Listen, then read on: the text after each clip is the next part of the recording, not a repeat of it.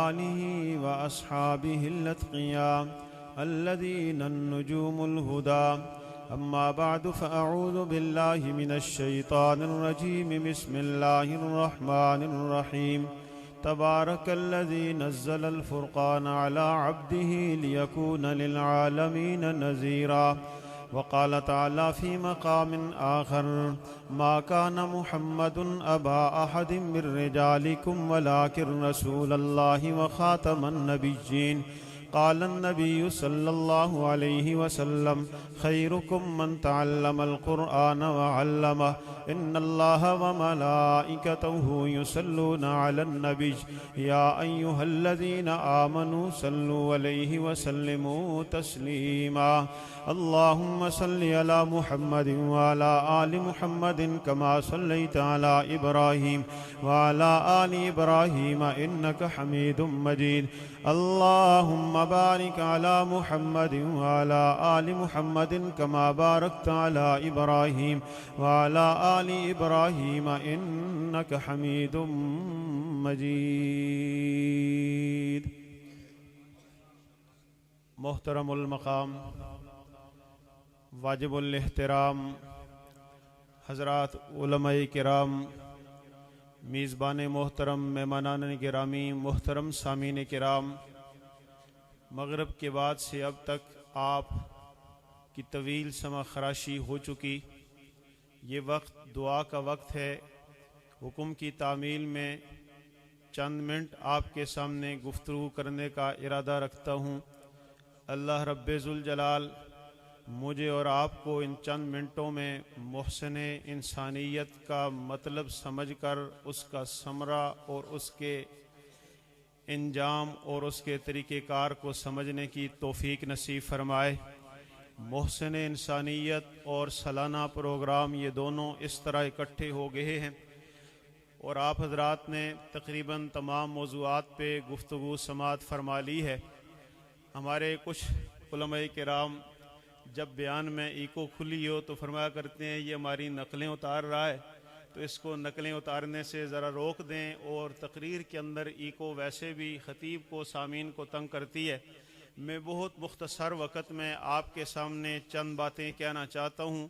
اگر آپ حضرات کچھ باتیں سننا چاہتے ہیں، میں صرف یہ دیکھنا چاہوں گا کہ آپ حضرات اور میں ہماری مزاجی ہم آہنگی ہے کہ نہیں ہے، اور آپ کا ارادہ ہے تو ایک دفعہ سبحان اللہ کہیں گے، ہم سمجھیں گے ہمیں بولنے کی اجازت دی جا رہی ہے. اللہ جزائے خیر عطا فرما دے. محسن انسانیت، دنیا کے اندر ہر شے کی ایک ابتدا ہوتی ہے، ایک انتہا ہوتی ہے. صرف ایک ذات ہے جس کی نہ ابتدا ہے نہ انتہا ہے. صرف ایک ذات ہے جس کی کوئی ابتدا اور انتہا نہیں ہے. ہر شے کی ابتدا بھی ہے اور انتہا بھی ہے. لیکن یہ بات بڑے لطف کی ہے. اس کی ایکو بند کریں میرے بھائی، ایکو بند کریں اور آواز کو ٹھوس کر کے جتنا مرضی اونچا کریں، لیکن ایکو بند کر دیں تاکہ مجھے کہتے ہوئے کوئی بات سمجھ آئے، حضرات کو سنتے ہوئے سمجھ آئے. میں عرض یہ کر رہا ہوں، اس کائنات میں ہر شے کے خالق اللہ رب ذوالجلال ہیں. ہر شے کے خالق اللہ رب ذوالجلال ہیں. ہر شے کے مالک اللہ رب ذوالجلال ہیں. جس طرح ایک مچھر کے پر سے لے کر آسمان و زمین کے اتنے بڑے کروں، شمس و قمر کے اتنے بڑے اجسام کو بنانے والے خالق و مالک رب ذوالجلال ہیں، بالکل اسی طرح اس کائنات میں محبت اور نفرت کے پیدا کرنے والے بھی اللہ رب ذوالجلال ہیں.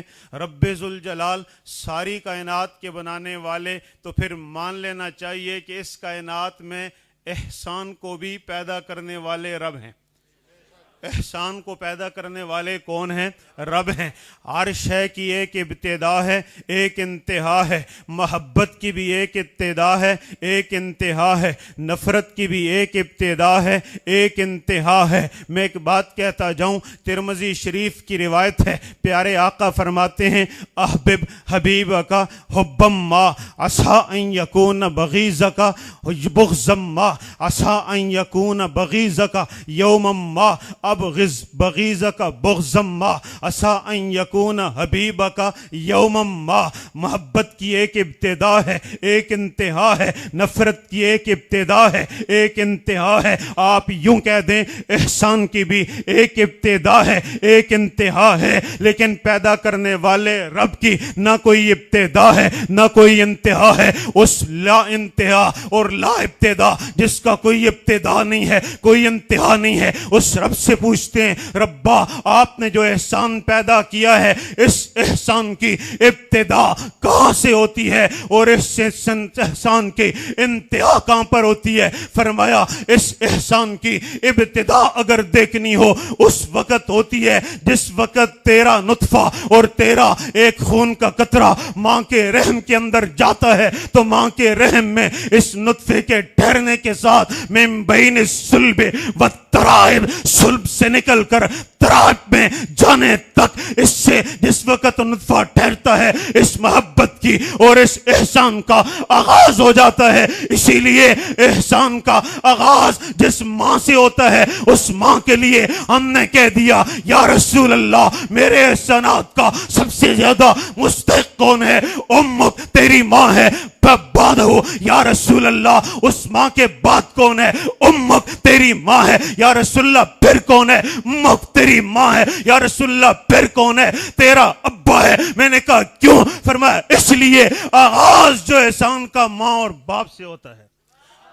آغاز جس وقت ماں اور باپ سے ہوتا ہے، یہ ماں ہے، چائنا ہے، چین کے اندر زلزلہ ہے اور اس زلزلے میں بلڈنگیں گرتی ہیں. 1935 ہے، بلڈنگ گر کے نیچے ماں اور بیٹا دب جاتے ہیں. ریسکیو والے ان کی خدمت کرتے ہیں، بلڈنگیں اٹھاتے ہیں، عمارتیں اٹھاتے ہیں، بندے نکالتے ہیں. نکالتے اچانک ایک ماں اور بیٹا اوپر نیچے دبے ہوئے نظر آتے ہیں. اسپتال میں لایا جاتا ہے، بے ہوش ماں اور بیٹے کو ہوش دلائی جاتی ہے، دوائی دارو کیا جاتا ہے. جس وقت دونوں ہوش میں آتے ہیں ماں سے ڈاکٹر ایک بات پوچھتا ہے. ڈاکٹر کہتا ہے اماں یہ بات تو بتا کہ تیرا سینہ زخمی، اینٹ بلاک گرے ہیں، تیرا سر زخمی، کوئی سیمنٹ رولا لگا ہے، تیرا پاؤں زخمی، کوئی شے لگی ہے، لیکن یہ بتا انگلیوں کے یہ کنارے کیوں زخمی ہیں؟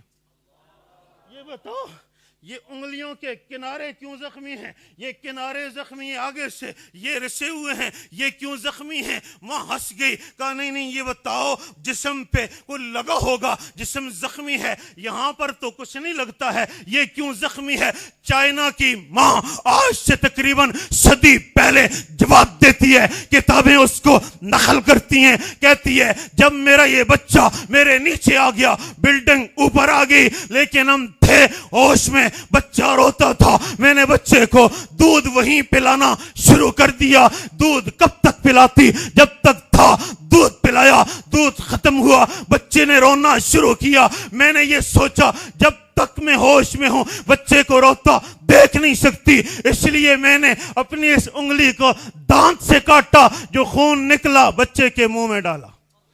پھر اس کو کاٹا، جو خون نکلا بچے کے منہ میں ڈالا. پھر اس کو کاٹا، دانت سے کاٹا، جو خون نکلا بچے کے منہ میں ڈالا. میں نے اپنی 10 کی 10 انگلیاں زخمی کر کے خون نکال کے بچے کو دیا. پھر مجھے پتہ نہ چلا کب میں بے ہوش ہو گئی، کب بچہ بے ہوش ہو گیا. میں نے کہا ربا یہ بتا احسان کا ابتدا کہاں سے ہوتی ہے؟ رب نے کہا جہاں سے ہوتی ہے ماں اپنا خون بھی پلاتی ہے. جہاں سے احسان کا آغاز ہوتا ہے خون دے دیتی ہے. بچے کا رونا برداشت نہیں ہے. تابعی بزرگ ہیں، ماں کو 7 حج کرائے ہیں کندھے پہ اٹھا کے. 7 حجوں کے بعد حج پہ جانے والے جانتے ہیں حج آج بھی مشکل ہے، حج آج بھی مشکل ہے. لیکن کس دور میں؟ قرون اولا میں 7 حج کندھے پہ کرا کے یہ بات سوچی، ماں کا حق ادا کر دیا.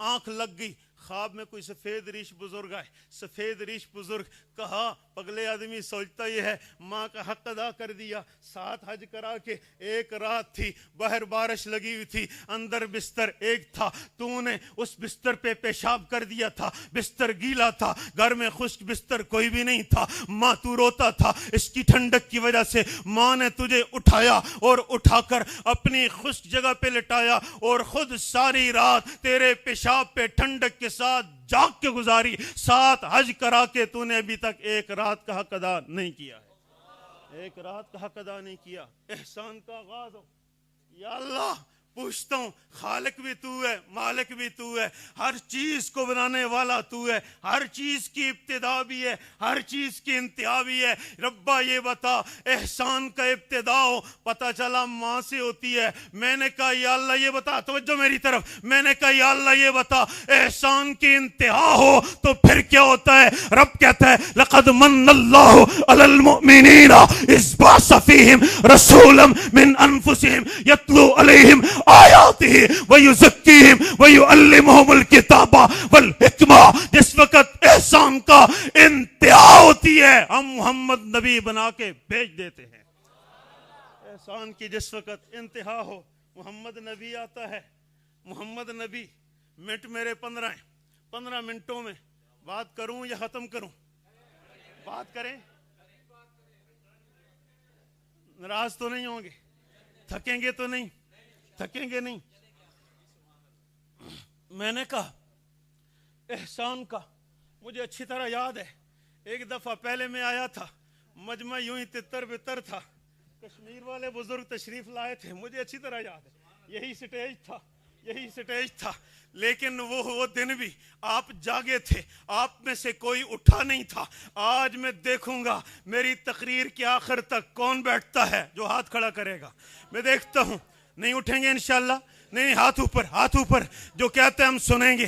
پھر میں کہنے لگا ہوں، میں نے کہا کچھ کڑوی ہوتی ہے، کچھ میٹھی ہوتی ہے، اگر دوائی میٹھی کا مطالبہ ہو، مطالبہ کرنے والا بچہ ہوتا ہے، اور جو میٹھی بھی ہضم کرے، جو کڑوی بھی ہضم کرے، وہ بالغ بھی ہوتا ہے، بڑا بھی ہوتا ہے، وہ بالغ بھی ہوتا ہے، بڑا بھی ہوتا ہے۔ اس لیے میں عرض کرتا ہوں، میں نے عرض کیا احسان کی ابتدا ہوئی ماں سے ہوئی ہے، تو پھر میں ایک جملہ کہہ دوں، موبائل ہی موبائل ہیں، ہر طرف موبائل ہی موبائل ہیں، کہیں ٹچ ہے، کہیں بٹنوں والا ہے، کہیں نیٹ والا ہے، کہیں فیس بک ہے۔ میں ایک بات درد مندانہ کہہ دوں، میں کہوں یہ بتاؤ یہ آج آیا ہے، ماں پہلے آئی ہے موبائل پہلے آیا ہے؟ بتانا، ماں پہلے آئی ہے یا موبائل پہلے آیا ہے؟ بڑا پاگل آدمی ہے وہ کہ استاد پرانا ہو اور نئے کے لیے اس کو چھوڑ دے، باپ پرانا ہو نئے کے لیے اس کو چھوڑ دے، ماں پرانی ہو بیوی کے لیے اس کو چھوڑ دے۔ بتاؤ وہ پگلا ہے یا نہیں ہے؟ جو بیوی پہ ماں کو قربان کرے وہ پاگل ہے کہ نہیں ہے؟ اگر بیوی جو میرے بچوں کی ماں ہے اس بیوی پہ اپنی ماں کو قربان کروں دنیا پاگل کہتی ہے، تو میں فیس بک پہ اپنی ماں کو قربان کروں، اپنے موبائل پہ اپنی ماں کو قربان کروں، میں انٹرنیٹ پہ ماں کو قربان کروں۔ بتاؤ اس سے بڑا پاگل ہوں یا نہیں ہوں؟ اس سے بڑا پاگل ہوں کہ نہیں ہوں؟ پھر صبح کو نکلتا ہے، ماں جھولی پھیلا کے کہتی ہے ربا سلام تو نہیں کیا، ناشتہ میں نے بنا کے دیا ہے، ربا سلام تو نہیں کیا، پر ربا پھر بھی بیٹا ہے، خیرامہ واپس لامی کہتی ہے یا نہیں؟ سلام تو نہیں کیا، خیرامہ واپس لامی۔ شام تک ماں دعائیں کرتی ہے، دن بھر دوستوں سے گپ شپ ہے، رات کو واپس لوٹا ہے، ماں دروازے کو تک رہی ہے کب آئے گا، لیکن اس کو ماں کے دل کی اس دل کی اس آس کا پتہ نہیں، آنکھوں کی اس انتظار کا پتہ نہیں۔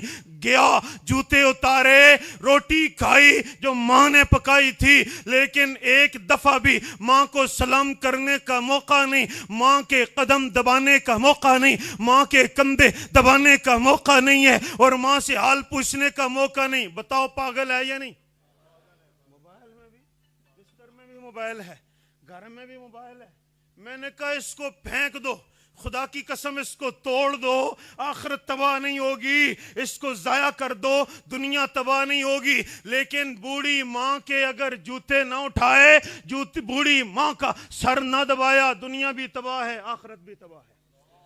اللہ اس احسان کی قدر کرنے کی توفیق عطا فرمائے۔ میرے ساتھ جو ارادہ کرے گا، ارادہ مشکل ہوتا ہے، لیکن میں ایک بات کہتا ہوں، میری والدہ ہیں، آج میرے قائد صاحب یہاں ساتھ آئے ہوئے ہیں، میں نے ان سے کہا 1:15 ہو گیا، 1:45 ہماری نماز ہے، میں دوڑ کے اپنی والدہ کو سلام کر کے آؤں گا، پھر جاؤں گا۔ میں چلا گیا، میری امی جی نے 4 رکعتیں سنت پڑھی تھی، فرض نہیں پڑھے تھے، دھوپ پہ بیٹھی تھی، تو مجھے دیکھ کر کہنے لگے، میں 2 دن نہیں جا سکا، تو کہنے لگے بیٹا 2 دن نہیں آئے، میری ٹانگوں میں درد ہو گیا ہے، میری ٹانگوں میں درد ہے۔ میں نے کہا میں آج رات کو اپنے ساتھیوں سے ارادہ لوں گا، جو میرے ساتھ کی ارادہ کرے کہ روزانہ رات کو اپنی والدہ کے انشاءاللہ ٹانگے اور کندھے دبائیں گے۔ جو ارادہ کرے گا خدا دنیا بھی بنائے گا، آخرت بھی بنائے گا۔ نہیں، ہاتھ اٹھا کے جن کے ہیں خدایا قدر کی توفیق عطا فرما دے۔ میں نے کہا یا اللہ، جس وقت احسان کا آغاز ہو، ماں ہوتی ہے، احسان جس وقت پروان چڑھے، احسان انتہا پہ پہنچے تو خدایا محمد الرسول اللہ بنتا ہے۔ بتائیے پھر محمد الرسول اللہ محسن انسانیت نہیں ہے، محسن عالم ہے۔ لیکن ایک بات کہہ دوں، ہمارے بر صغیر میں ایک بزرگ تھے، غور کرنا میری بات پہ، بڑوں کا لقب چھوٹا، چھوٹے کا لقب بڑا، بڑوں کا لقب چھوٹا، چھوٹوں کا لقب، غور کرنا، کبھی کبھی بڑے دعا دے دیں تو چھوٹے بھی بڑوں سے بڑھ جاتے ہیں، بڑے دعا دے دیں چھوٹے بھی بڑوں سے بڑوں کا لقب چھوٹا، چھوٹے کا لقب بڑا۔ آپ کہیں گے کیا بجارت ہے، کیا پہیلی ہے؟ میں نے کہا پہیلی نہیں ہے، بڑے کو شیخ الہند کہتے ہیں، چھوٹے کو شیخ العرب والعجم کہتے ہیں۔ بڑے کو شیخ الہند کہتے ہیں، وہ شیخ الہند ہندوستان ہے، ہند کیا ہے؟ ہندوستان ہے۔ استاد شیخ الہند ہے اور استاد مالٹا کے جزیرے میں ہے، اور شاگرد نے کہا طواف کرتے ہوئے، میرے استاد کو گرفتار کرتے ہو، مجھے بھی گرفتار کرو۔ حسین احمد تیری گرفتاری نہیں ہے، اس محمود حسن کی گرفتاری ہے، تیری نہیں ہے۔ کہا اس کی گرفتاری تم نے ڈالی ہے، میں اپنی گرفتاری خود دیتا ہوں، میں اپنی گرفتاری خود دیتا ہوں۔ کیوں دیتا ہے؟ کہ دنیا گرفتاری جرموں سے دیتی ہے، میں اپنی گرفتاری استاد کی خدمت کے لیے دیتا ہوں۔ استاد کی خدمت ہو رہی ہے، سردی ہے، دیا سلائی نہیں ہے، ماچس نہیں ہے، چولہا نہیں ہے، گیس نہیں ہے، ٹھنڈا پانی جم جاتا ہے۔ شاگرد نے دیکھا استاد کی تہجد قضا نہیں ہوتی، بخار ہے، پانی ٹھنڈا ہے، تہجد قضا نہیں ہوتی۔ سلور کا لوٹا پانی سے بھرا اور استاد کو سلا دیا، پھر یہ اپنا پیٹ سے کپڑا ہٹایا، رانوں سے کپڑا ہٹایا، یوں رانے اور کپڑا پیٹ ننگا کر کے وہ سلور کا لوٹا یوں رکھا، یوں رکھ کے جس وقت یہاں اپنے اس جسم کے ساتھ ساری رات وہ لوٹا لگا کے رکھا رہا۔ صبح شیخ الہند کو لوٹا پیش کیا، وہ پانی پیش کیا، کلندر ہرچے گویت دیدہ گویت، پانی ہاتھ پہ آتا گیا۔ کہتے ہیں لگتا ہے پانی کسی نے گرم کیا ہے، پانی کسی نے گرم کیا ہے۔ حسین احمد یہ گرم، استاد جی چھوڑو، گرم کہاں ہوتا ہے، گرم کہاں ہوتا ہے، یہ تو پانی ہے، یہاں تو آگ نہیں ہے، چھوڑیے۔ کہا نہیں بتاؤ پانی کہاں گرم ہوا ہے۔ کہا استاد جی پوچھتے ہو تو یہ لوٹا میرے پیٹ اور میرے رانوں کی تپش سے گرم ہوا ہے، یہ بات کہنا تھی۔ استاد کا منہ کھلا، استاد کا منہ کھل جائے دنیا آخرت بنتی ہے۔ کہا شیخ الہند جا، اللہ تجھے عرب کا بھی شیخ بنا دے، عجم کا بھی شیخ بنا دے، عرب کا بھی شیخ بنا دے، عجم کا بھی شیخ بنا دے۔ بڑا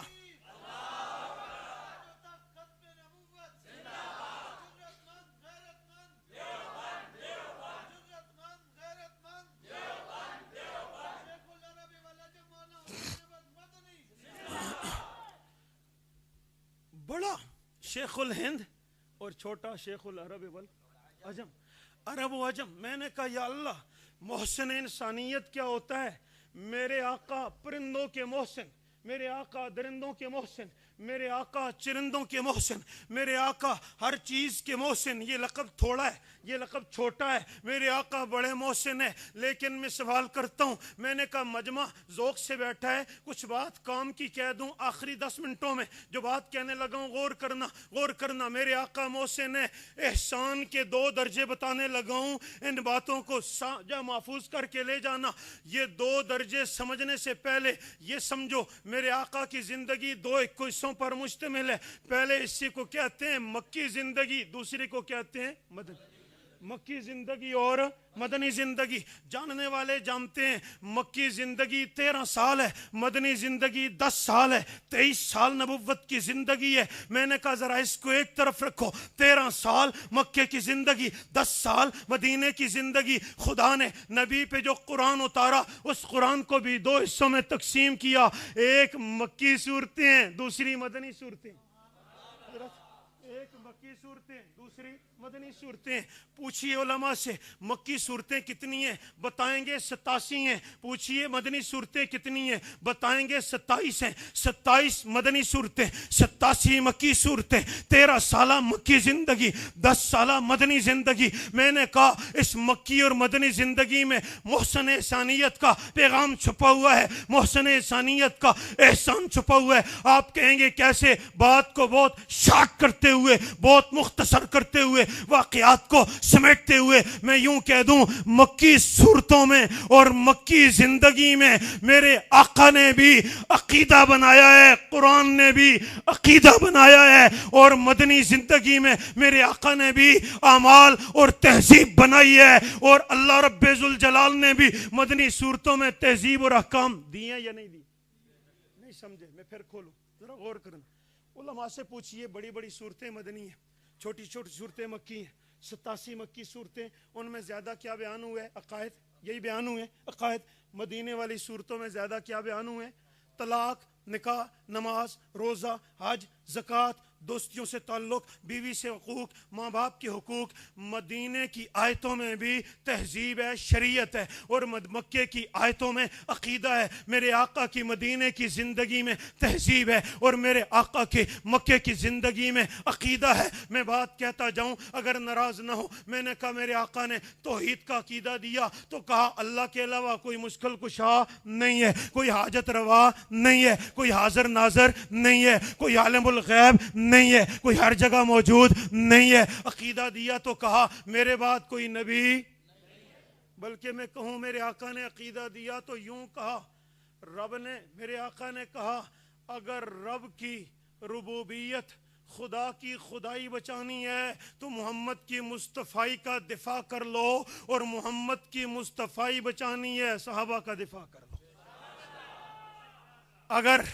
اگر محمد کی ختم نبوت کا دفاع نہیں ہے تو یاد رکھیے صرف یہ نہیں کہ رسالت کا دفاع نہیں، حقیقت میں خدا کی قدرت کا دفاع نہیں ہے، خدا کے نام کا دفاع نہیں ہے. اور اگر صحابہ کا دفاع نہیں ہے تو رسول کا دفاع نہیں ہے.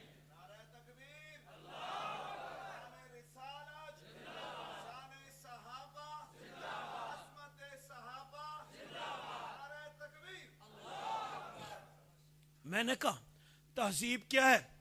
تہذیب کیا ہے؟ 2-3 باتیں بس اختصار کے ساتھ. میں نے کہا تہذیب کیا ہے؟ رب ذوالجلال بتائیے مدینے میں تہذیب کیا؟ غور کرنا. میں نے کہا تہذیب یہ بتائی گئی محمدی 14 صدیوں سے سر ڈھانک کے چلتا ہے، سر ننگے چلنے کا رواج عیسائیوں نے دیا ہے. محمدی تہذیب والا داڑھی رکھ کے رہتا ہے، داڑھی منڈوانے کی تہذیب عیسائیوں نے دی ہے. محمدی مونچھیں چھوٹی کراتا ہے، مونچھیں بڑھانے کا رواج مجوسیوں نے دیا ہے. محمدی لباس کھلا پہنتا ہے، سادہ پہنتا ہے، لباس کو چست کر کے ٹخنوں، ان گھٹنوں سے اوپر کے حصے کو ننگا کرنا اور اس ناف کے نیچے سے ایک حصے کو ننگا کرنے کا رواج عیسائیوں اور یہودیوں نے دیا یا نہیں دیا؟ میں نے کہا محمد کی تہذیب کہتی ہے لباس کھلا ہو، چست بھی نہ ہو، باریک بھی نہ ہو، اندر سے جسم نظر بھی نہ آئے، سر ننگا نہ ہو، داڑھی مونڈی نہ ہو. ماں کے حقوق دیے، باپ کے حقوق دیے، نماز پڑھنے کا کہا، زکوٰۃ دینے کا کہا، حج کرنے کا کہا. غور کریے عقیدے کا مخالف کون ہے؟ تہذیب کا مخالف کون ہے؟ محسن انسانیت. عقیدے کا مخالف کون ہے؟ تہذیب کا مخالف کون ہے؟ میں وعدہ نبھا رہا ہوں، بس 5 منٹ میں بات ختم کرنے کا وعدہ نبھاتا ہوں، خدا قسم بڑا طویل موضوع ہے اور دل کرتا ہے اس بات پہ آج کے دور میں بات کرنے کو۔ کیوں؟ اس لیے میرے آقا نے فرمایا قرب قیامت میں عورتیں لباس پہن کے ننگی ہوں گی، عورتیں لباس پہن کے ننگی ہوں گی۔ حضرت مولانا مفتی شفیع صاحب نے کتاب لکھی اور مولانا مفتی رفیع عثمانی نے اس کے اوپر حاشیہ لکھا، قیامت کی نشانیوں پہ کتاب ہے، اس کتاب میں یہ حدیث موجود ہے۔ حضرت نے 2 مطلب بیان کیے، فرمایا جو حضور کہتے ہیں عورتیں لباس پہن کے ننگی ہوں گی، عجیب بات ہے، لباس پہنا ہو تو آدمی ننگا نہیں ہوتا، ننگا ہو تو لباس پہنا نہیں ہوتا۔ نبی کی بات بھی سچی ہے پر سمجھ نہیں آتی، علماء نے سمجھا دی، فرمایا مطلب 2 ہیں۔ قرب قیامت میں لباس اتنا باریک آ جائے گا، اندر سے جسم نظر آئے گا، ایک مطلب۔ دوسرا مطلب یہ ہے کہ لباس تو موٹا ہوگا، باریک نہیں ہوگا، سلائی اس طرح ہوگی کہ جسم کے ساتھ یوں چپکا ہوا ہوگا کہ جسم کا انگ انگ نظر آئے گا۔ مرد عورتیں بننا چاہتی ہیں، عورتیں مرد بننا چاہتی ہیں، دونوں پہ لعنت ہے، دونوں پہ تہذیب کا بیڑا غرق ہو گیا، تہذیب تمدن لٹ گئی۔ میرے آقا کی تہذیب، خدا کی قسم دنیا آئے گی، ایک وقت دنیا آئے گی کہ حضور کی تہذیب میں دنیا میں بھی نجات ہے، آخرت میں بھی نجات ہے۔ اور جو تہذیب آج ٹی ویوں سے عام کی جا رہی ہے، میں اور آپ خوش ہیں، اللہ کی قسم۔ میرے مذہبی جلسے میں آنے والا لڑکا بھی وہ لباس پہنے ہوتا ہے، اپنے جسم کو یوں کوچ کے آتا ہے کہ ذرا بھی بال نظر نہ آئے۔ میں نے کہا کیوں؟ اس لیے اس کو خوشی ہے میں عورتوں کی طرح حسین لگوں، میں عورتوں کی طرح چست لگوں، میرا جسم یوں لگے۔ میں نے کہا ہمارے بزرگ کہتے ہیں پرانے لوگ جب اچھے لوگوں کی نشانیاں بتایا کرتے تھے، ہم نے رشتہ دینا ہے بیٹی کو، ہم نے رشتہ دینا ہے، بتاؤ کیسے لوگ ہیں؟ تو پرانے لوگ کہا کرتے تھے انہاں نو رشتہ دے دو، کھلا کھاندے نے کھلا لاندے نے، کھلا کھاندے نے کھلا۔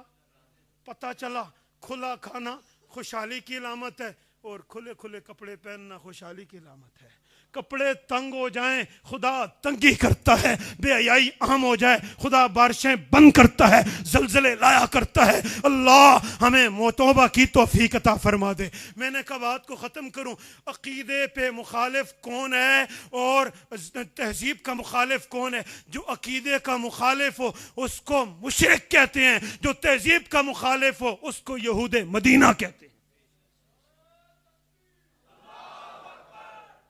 میرے بات 2 ہجری میں غزوہ بدر، 3 ہجری میں غزوہ احد، 5 ہجری میں غزوہ خندق۔ غور کرنا میری بات، خدا قسم نکتے دے رہا ہوں، میری بات پہ غور کرنا۔ 2 ہجری میں غزوہ بدر، 3 ہجری میں غزوہ احد، 5 ہجری میں غزوہ خندق۔ میرے ساتھ بولیں گے غزوہ بدر مشرکوں کے خلاف ہوئی کہ نہیں ہوئی؟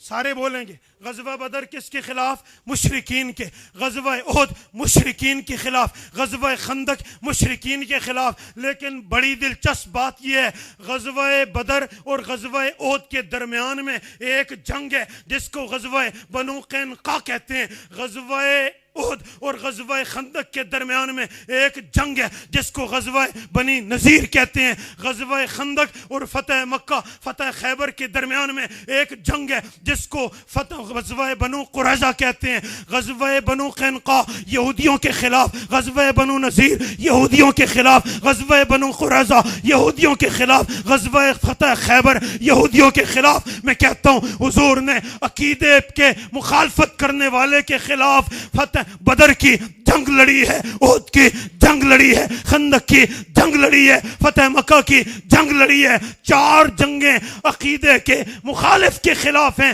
اور 4 جنگیں غزوہ بنو قینقاع، غزوہ بنو نذیر، غزوہ بنو قریظہ، غزوہ خیبر، 4 جنگیں تہذیب کے مخالف، شریعت کے مخالف، اعمال کے مخالف یہودی کے خلاف لڑی ہیں۔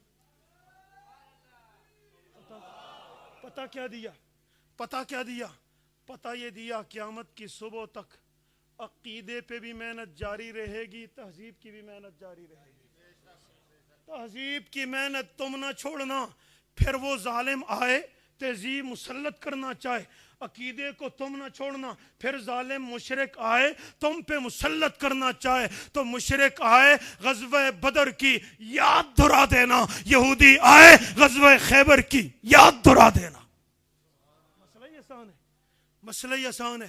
ادھر یا اللہ جو بدر کی یاد دہرائے آخر میں، بالکل آخر میں، لطف کے لیے، اپنے ایمان کے تازہ کرنے کے لیے بات کہہ رہا ہوں، جو مشرکین کے خلاف جنگ کی یاد دہرائے، اس کی بھی ایک مثال، جو تہذیب پہ گامزن ہو کے یہودیوں کے خلاف جنگ کی تحریک دہرائے، اس کی بھی غور کرنا میری بات پہ۔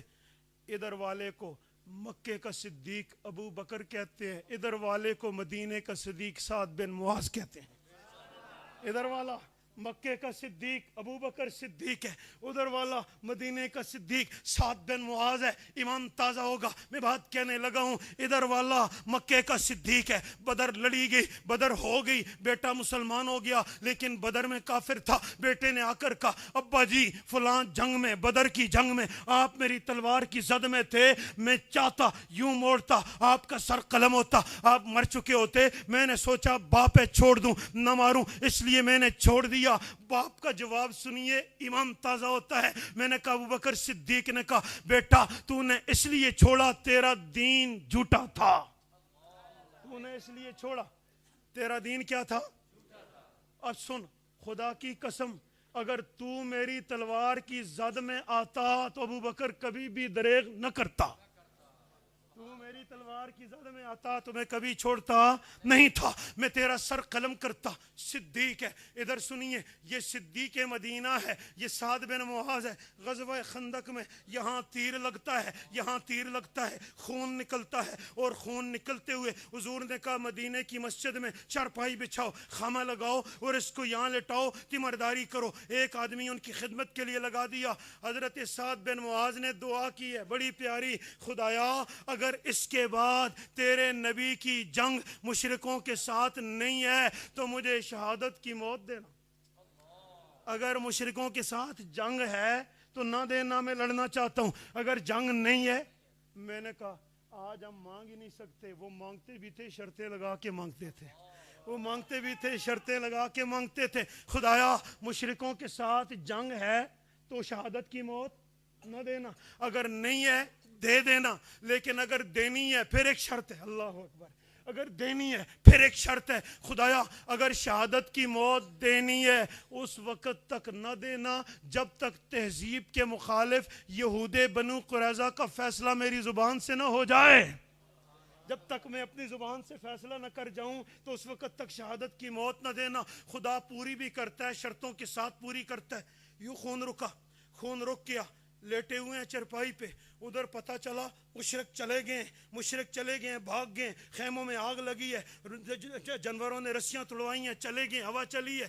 حضور نے کہا جلدی چلو، جبریل کہتا ہے بنو قریظہ کی طرف، بنو قریظہ کا محاصرہ ہو گیا، تم نے بدعہدی کی ہے۔ بنو قریظہ نے کہا ہمارا فیصلہ کیجئے، ہم آپ کے فیصلے کے اوپر منتظر ہیں۔ حضور نے کہا میں فیصلہ نہیں کرتا، اس فیصلے کے لیے سعد بن معاذ کو بلاؤ، سعد بن معاذ کو بلاؤ۔ سعد بن معاذ کو گدھے پہ بٹھا کر لایا گیا۔ حضور خود بھی اٹھے، صحابہ سے کہا اٹھ کر اس کا استقبال کرو۔ سعد بن معاذ کا استقبال ہے۔ سعد بن معاذ سے کہا سعد ان لوگوں نے ہم سے معاہدہ کیا ہوا تھا، ادھر سے کافر آئے، انہوں نے ہم سے بدعہدی کر کے معاہدہ توڑا ہے، مدینہ خطرے میں پڑا ہے، یہ تو اللہ کی مدد آئی ہے اور نعیم بن مسعود اشجعی کا کام ہوا ہے، اس وجہ سے تو بتا کیا کریں۔ غور سے سنیے، سعد بن معاذ نے کہا یا رسول اللہ لڑنے والے 700 آدمیوں کو قتل کر دیا جائے، ان کی عورتوں بوڑھوں اور بچوں کو غلام بندی بنا لیا جائے، ان کی زمینیں، ان کا سونا، ان کے مکان اور ان کی چاندی، ان کے باغات مسلمانوں میں تقسیم کر دیے جائیں۔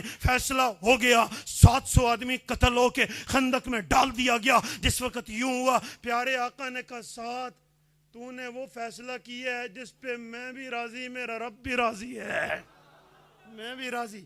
پتہ چلا یہود کے ساتھ جنگ میں خدا بھی راضی، خدا کا رسول بھی راضی، تہذیب کو زندہ کرنے میں خدا بھی راضی، خدا کا رسول بھی راضی۔ اب غور کر، رگ چل پڑی، پورا ہو گیا نا شرط، ساری شرطیں پوری ہو گئی، رگ چل پڑی ہے، رگ سے خون نکلا ہے اور پھر جا کر خون جاری ہوا، فوت ہو گئے اور شہادت کی موت بھی مل گئی ہے، فیصلہ بھی ہو گیا ہے، جنگ بھی نہیں ہونی ہے، تینوں شرطیں مان لی گئی، جنازہ تیار ہوا ہے، جنازہ لایا گیا، اللہ اکبر۔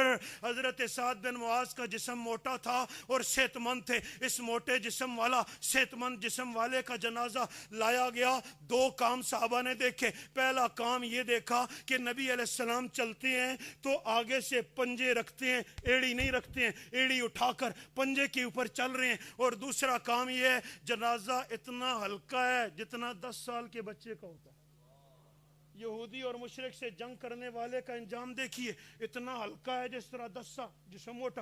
حضور سے 2 سوال کیے، یا رسول اللہ آپ یوں کیوں چلتے ہیں، پورا پاؤں کیوں نہیں رکھتے ہیں، پورا پاؤں کیوں نہیں رکھتے ہیں، اور یا رسول اللہ جنازہ بڑا ہلکا ہے، جنازے میں وزن کوئی بھی نہیں ہے، حالانکہ جسم صحت مند تھا۔ پیارے آقا نے دونوں سوالوں کا ایک جواب دے دیا، فرمایا جنازہ بھی اسی لیے بھاری نہیں لگتا اور میں بھی پورا پاؤں اس لیے نہیں رکھتا کہ تمہارے جنازے میں تم صحابہ سے زیادہ اس جنازے کو فرشتوں نے اٹھایا ہوا ہے، فرشتوں نے اٹھایا ہوا ہے، فرشتوں کے پر میرے پاؤں کے نیچے نہ آئیں، میں اس لیے یوں رکھتا ہوں اور پورا پاؤں نہیں رکھتا۔ جنازہ بھاری نہیں لگتا، تم نے نہیں اٹھایا ہوا ہے، ساتھ کے جنازے کو فرشتوں نے اٹھایا ہوا ہے۔